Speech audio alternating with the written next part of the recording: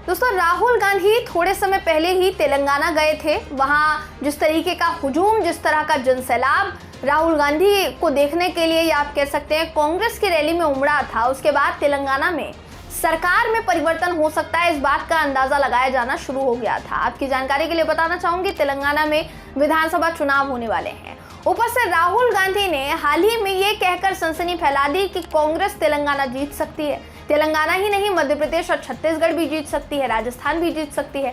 BJP का कोई बयान तेलंगाना को लेकर नहीं आया, मगर असदुद्दीन ओवैसी का बयान जरूर आ गया है। दोस्तों, बेशक आपको यकीन ना हो, लेकिन ओवैसी ने राहुल गांधी को चुनौती दी है, और ये चुनौती जो है, इसकी चर्चा हर तरफ हो रही है। राहुल गांधी ने ओवैसी को क्या कहा है, क्या चुनौती दी है, इस खबर में मैं आपको बताऊंगी। नमस्कार, मेरा नाम है जयंती झा और आप देख रहे हैं देश नीति।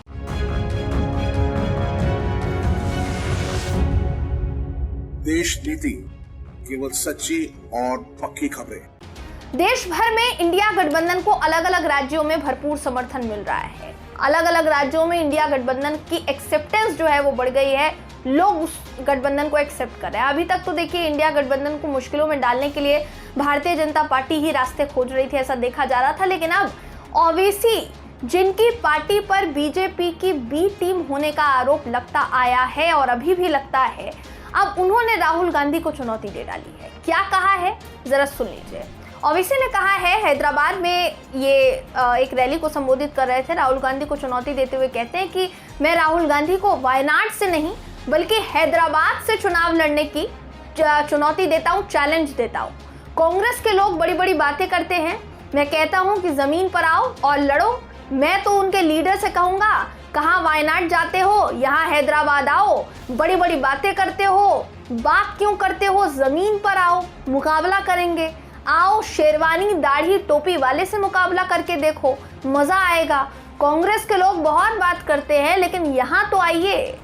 ये कहा है असदुद्दीन ओवैसी ने। दोस्तों, अब ओवैसी के इस बयान से इतना तो देखिए साफ हो गया है कि राहुल गांधी ने बीते दिनों तेलंगाना की रैली में AIMIM, बीजेपी और BRS को लेकर जितने निशाने साधे थे, शायद चिंगारी वहीं भड़की है और उसी की वजह से ओवैसी इस तरीके की चुनौती दे रहे हैं। ओवैसी ने उसी के बाद राहुल गांधी को चुनौती दी, ऐसा लग रहा है। राहुल गांधी ने कहा था कि BRS और AIMIM बीजेपी से मिली हुई है, इसलिए उन पर कभी ED या इनकम टैक्स का कोई भी एक्शन नहीं लिया जाता। विपक्ष के हर नेता पर केस है, इनके ऊपर कोई केस नहीं है। राहुल ने क्या कहा था दोस्तों, आपको उनका पूरा बयान सुना देते हैं, उसके बाद एक और वीडियो है वो भी दिखाएंगे, ताकि आपको समझ में आ पाए कि ओवैसी ने चुनौती क्यों दी है। वीडियो देखिए। विपक्ष के हर नेता पर कोई ना कोई केस है।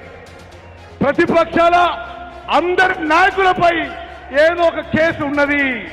ED, CBI, इनकम टैक्स, सारे के सारे विपक्ष के नेताओं के पीछे पड़े रहते हैं।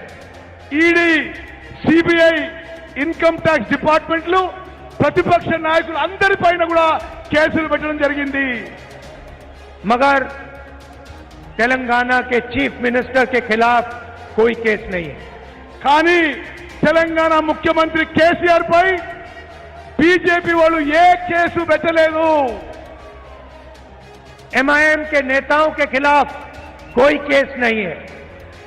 MIM నాయకులపై ఏ కేసులు పెట్టలేదు। सिर्फ विपक्ष पर आक्रमण होता है। तो यहाँ से तो चिंगारी लगी ही। इसके बाद राहुल ने यह भी कहा था कि तेलंगाना में सरकार बदलने से कोई नहीं रोक सकता, न BRS रोक सकती है, नहीं AIMIM रोक सकती है। आपकी जानकारी के लिए बता दो दोस्तों, वहां पर BRS AIM दोनों की सरकार है। राहुल का ये वीडियो भी आपको दिखा देते हैं, राहुल ने क्या कहा था, वीडियो दिखा दे दोस्तों, ये वीडियो देखिए। 100 दिन के अंदर BRS की सरकार यहां से हट जाएगी। అతి కొద్ది సమయంలో BRS ఇక్కడి నుంచి తరిమి కొట్టబడుతుంది। इसको कोई नहीं रोक सकता, ఎవరు ఆపలేరు। चाहे बीजेपी चाहे MIM चाहे BRS चाहे, ये सरकार बदलेगी। जी, तो राहुल गांधी के इस वीडियो के बाद या आप कह सकते हैं रैली में इस बयान के बाद ही तहलका मच गया और हर तरफ यही गूंज उठने लगी कि राहुल गांधी ने तो चुनौती दे दी है और बीआरएस को ऐसी वैसी चुनौती नहीं। उन्होंने कहा अगले 100 दिन के अंदर में तेलंगाना से बीआरएस की सरकार हटेगी। ये एक बहुत बड़ा बयान था और बहुत ही दिलचस्प बयान था। अब आप सोचिए इस बात को कि दक्षिणी राज्य में इकलौता अभी अगर विधानसभा चुनाव में देखा जाए तो तेलंगाना राज्य है। अगर वहां पर भी कर्नाटक की तरह खेला होता है तो हो सकता है कि सरकार में परिवर्तन हो, लेकिन असदुद्दीन ओवैसी यहां पर सबसे पहले सामने आए हैं। भारतीय जनता पार्टी को भी घेरा गया, बीआरएस को भी घेरा गया, दोनों में से अभी तक किसी का कोई बयान सामने नहीं आया, लेकिन यहाँ सीधे तौर पर असदुद्दीन ओवैसी बयान देते हुए कहते हैं कि आओ हमसे चुनाव लड़ो, अगर हिम्मत है तो जमीन पर आकर चुनाव लड़ो, तुम बड़ी बड़ी बातें करते हो, मेरे सामने मेरे साथ मुकाबला करके दिखाओ। हालांकि इस चुनौती को राहुल गांधी एक्सेप्ट करते हैं नहीं करते हैं ये तो बाद में पता चलेगा, या इस पर उनकी कोई प्रतिक्रिया सामने आती भी है या फिर नहीं, ये भी देखने वाली बात होगी। फिलहाल दोस्तों अगर देखा जाए तो कांग्रेस जगह जगह जितने भी राज्य में विधानसभा चुनाव होने वाले हैं जगह जगह अपनी जीत का दावा ठोक रही है।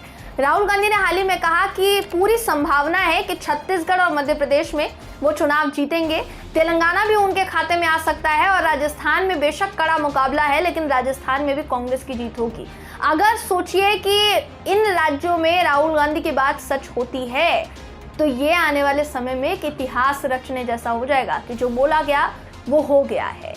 अब क्यों उन्होंने कहा, क्या वो चुनावी हवा को बदलते हुए देख रहे हैं, क्या उनको ऐसा कुछ नजर आ रहा है जिसकी वजह से उन्होंने इतना बड़ा बयान दिया है, ये भी एक बड़ा सवाल है। लेकिन सबसे बड़ी बात यहाँ ये है कि असदुद्दीन ओवैसी हैदराबाद में टी राजा का नाम दोस्तों आपने सुना होगा, टी राजा जो कि हैदराबाद के बीजेपी के ही विधायक हैं, कभी उनको उन्होंने चुनौती नहीं दी कि आओ हमसे चुनाव लड़ो और बड़े लेवल पर चुनाव लड़ो, या तेलंगाना के ही मान लीजिए या आप हैदराबाद के ही किसी बड़े बीजेपी नेता को चुनौती नहीं दी उन्होंने कि आइए चलिए हमसे चुनाव लड़िए।